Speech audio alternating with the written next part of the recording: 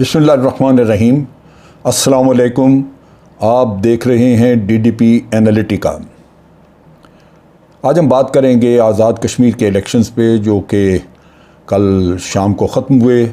रात को कुछ रिज़ल्ट्स आते रहे और आज सुबह मुकम्मल रिज़ल्ट सामने थे।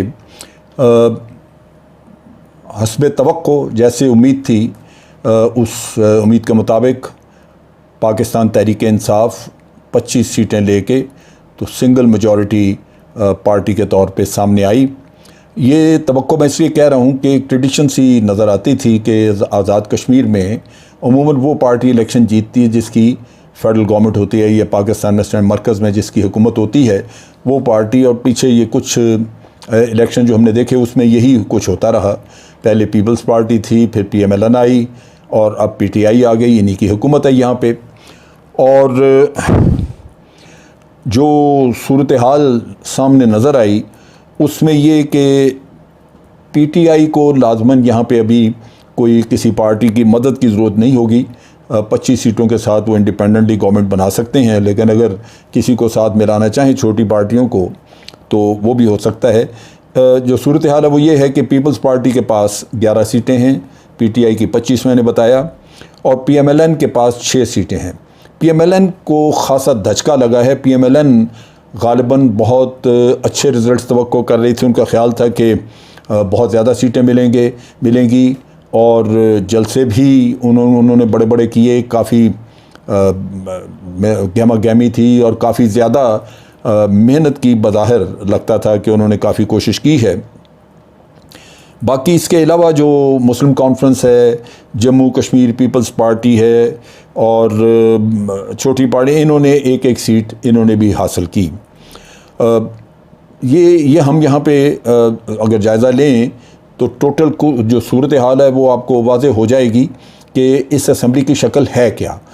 इस AJK की असम्बली में 53 यानी 53 सीट्स कुल होती हैं, जिसमें से कि 5 सीटें ख़वातीन के लिए रिज़र्व हैं और 3 सीट्स जो हैं वो टेक्नोक्रेट्स के लिए हैं।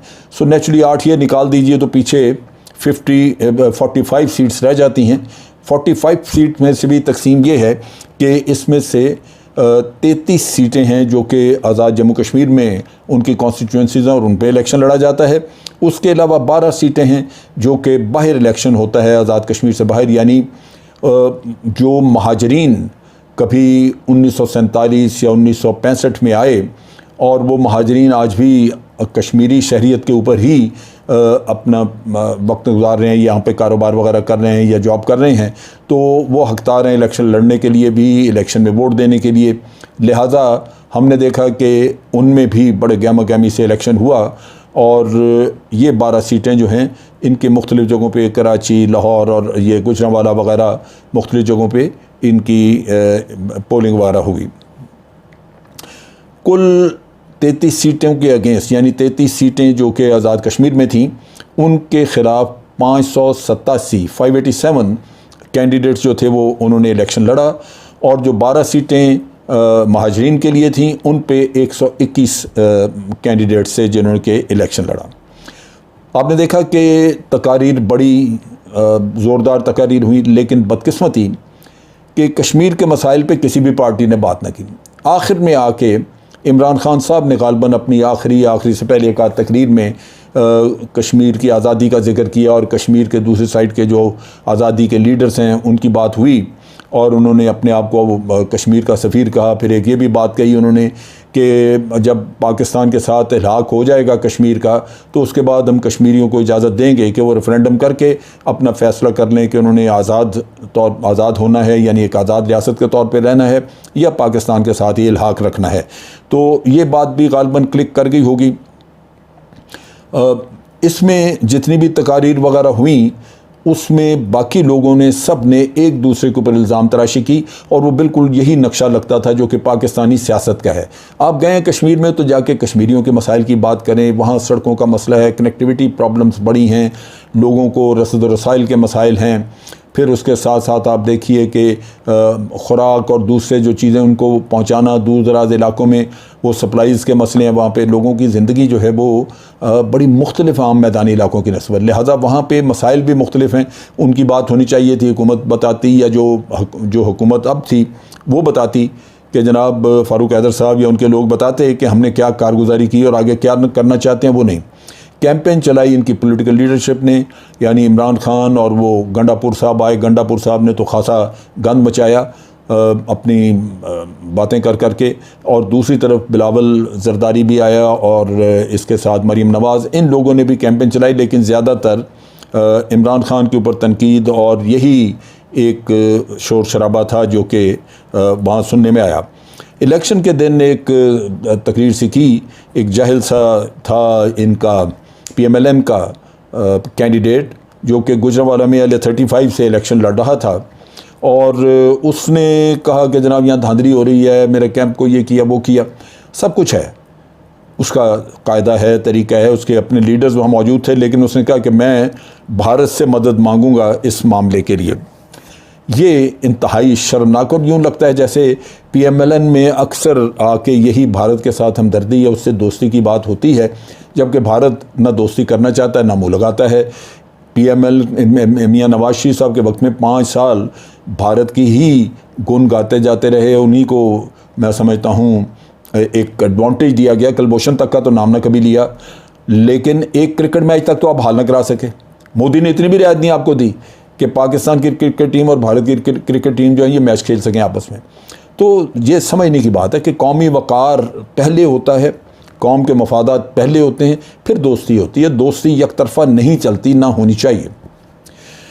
अब PML ने अच्छा किया, उसको एक शो कॉज नोटिस दिया, लेकिन उसका क्या होता है हम कह नहीं सकते। लेकिन बहरहाल एक दुरुस्त स्टेप है कि आपने शो कॉज नोटिस दे दिया। कश्मीर में जो कैंपेन PMLN की तरफ से चली, मैं इसलिए PMLN का ख़ास तौर पे जिक्र कर रहा हूँ कि PMLN ने कुछ शिकायत भी की हैं, उनका भी जिक्र हम करते हैं। लेकिन PMLN की कैंपेन जो है वो मेनली, यानी अगर आप देखें तो कुल्लियतन वो मरीम नवाज़ ने हेड की, उन्होंने चलाई। उसमें ज़्यादातर हेट स्पीचेस थी और फ़ौज के ख़िलाफ़ बातें, या मतलब ये कि कोई काम की बात नहीं थी। लगता ये है कि वो चीज़ जो है वो क्लिक नहीं की, उसने अवाम को अट्रैक्ट नहीं किया। हो सकता है अवाम ने उससे बदगुमानी या नफ़रत भी पैदा हुई हो।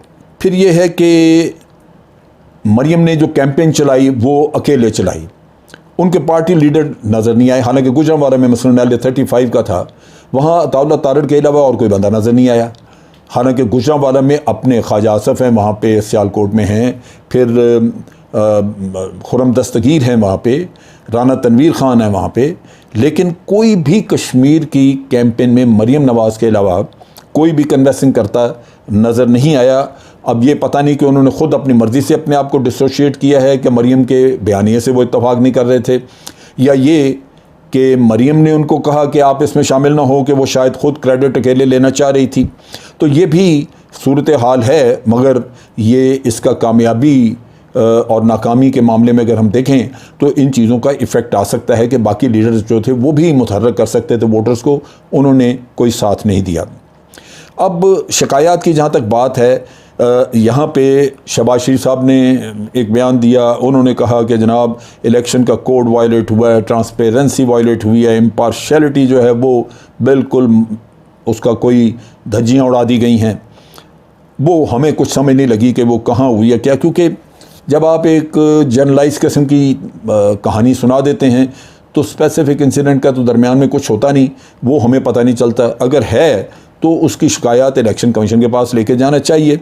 इसी तरह मरीम नवाज़ ने भी ऐलान कर दिया, उन्होंने कहा जी कि मैं इसके रिज़ल्ट्स बिल्कुल नहीं मानती, और यहाँ पे जो धांधली हुई है, रिज़ल्ट जो हैं वो फेक हैं, और उसने कहा जी जो आइंदा लाएमल है वो पार्टी मिलेगी, बैठेगी और पार्टी डिसाइड करेगी कि हमने क्या करना है। उसके मुकाबले में बिलावल भुट्टो ने कोई ख़ास ऐसा इल्ज़ाम नहीं लगाया, और उन्होंने अपने वोटर्स को शाबाश दी कि हम एक single largest opposition party emerge किया है, क्योंकि पहले उनके पास बड़ी कम सीटें थीं। अब 11 सीटें जब उनको मिल गई हैं तो वो समझते हैं कि वो एक मजबूत ऑपोजिशन बनाने में कामयाब हो गए और उनकी आज़ाद कश्मीर में अच्छी खासी प्रेजेंस बन गई है। ये वो चीज़ है जिसको वो अप्रिशिएट कर रहे हैं, क्योंकि उन्होंने कहा कि पाकिस्तान तहरीक इंसाफ ने वायलेंस की है, यानी मारधाड़ की है और रिगिंग भी की है, लेकिन वो एक जनरलाइज सी थोड़ी सी स्टेटमेंट थी, जबकि बुनियादी स्टेटमेंट उन्होंने यही दी कि हम कामयाब हुए हैं और हमारी पार्टी जो है वो सिंगल लार्जेस्ट ऑपोजिशन की पार्टी के तौर पे काम करेगी। इलेक्शन कमीशन को उन्होंने कहा कि आपने नोटिस नहीं लिया और वो काम नहीं किया। गुजरांवाला में एक बदकिस्मती से एक वाक़या हुआ LA-35 में, जहां उनके कैंडिडेट ने कहा कि मैं भारत से मदद मांगूंगा। वहीं अताउल्लाह तारर साहब ने उनकी हेल्प के लिए वो निकले हुए थे और अकॉर्डिंग टू द पुलिस का बयान ये है कि अताउल्लाह तारर ने लोगों को भड़काया और काफ़ी सारे लोगों को लेकर थाने पे हमला कर दिया। फिर वहाँ पे पुलिस ऑफिसर को भी हरास वगैरह किया। बहरहाल उन्होंने इनको पकड़ के अरेस्ट किया और अरेस्ट करने के बाद 20 के करीब लोग थे जिन पे ऊपर उन्होंने मुकदमा कायम किया, बाद में हो गई ज़मानतें वगैरह। तो इस तरह कुछ वायलेंस भी हुई, कुछ वहाँ पे बदमज़गी भी हुई, ऐसे वाक़यात हुए। लेकिन अब देखने की बात यह है कि क्या हमें ये जायज़ है कि हम धांधली के इल्ज़ाम और इस तरह की चीज़ें लाएँ, जबकि बाकी दुनिया सारी कह रही है कि ये इलेक्शन बिल्कुल ठीक हुए।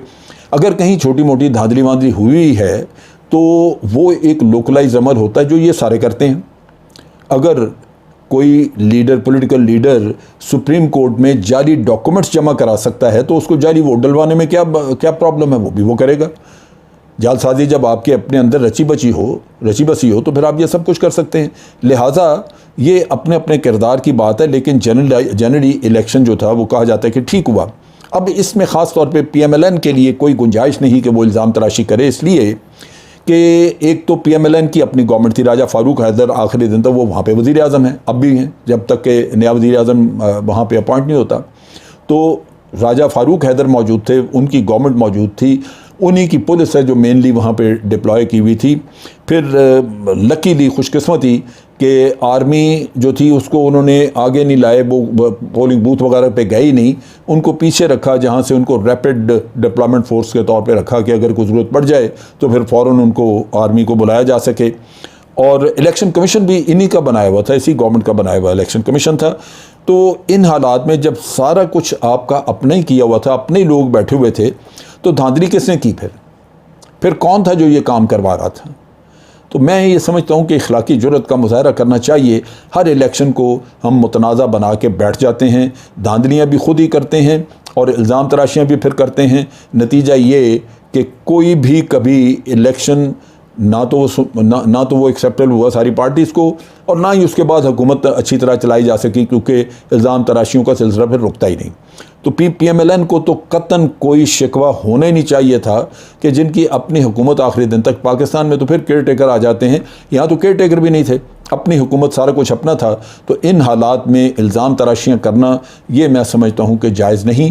असल हकीकत ये है कि वो जलसे जुलूस जितने बड़े बड़े किए गए, हुकूमत राजा फारूक हैदर की थी अपनी, वो हर तरह से हर जगह से जिसकी हुकूमत होती है बंदे इकट्ठे करना उसके लिए इतना बड़ा मसला नहीं होता, वो कर लेता है। उससे बड़ी गलतफहमी लीडर्स को होती है कि शायद हमने पता नहीं क्या कर लिया, लेकिन जलसों में बहुत सारे लोगों का आने का ये मतलब नहीं है कि आपको वोट उतने मिलेंगे। तो हक़ाइक़ को सामने रखना चाहिए और इखलाकी जुर्रत का मुज़ाहरा करना चाहिए कि जो कुछ भी है वो आपने अगर ख़ुद सही किया है तो फिर तवक्को रखें कि अगर आज आपको शिकस्त है तो फिर दोबारा आपको फ़तह मिल जाएगी अगर आप ख़ुद दुरुस्त हैं। लेकिन अगर आपके अपने काम दुरुस्त नहीं हैं तो फिर रिज़ल्ट भी इसी तरह। तो मेरा ख़्याल है कि इखलाकी जुर्रत का मुज़ाहरा करते हुए ये रिज़ल्ट जो है इनको तस्लीम करना चाहिए। आज के लिए इतना ही। अफ़वाज पाकिस्तान जिंदाबाद, पाकिस्तान पाइंदाबाद।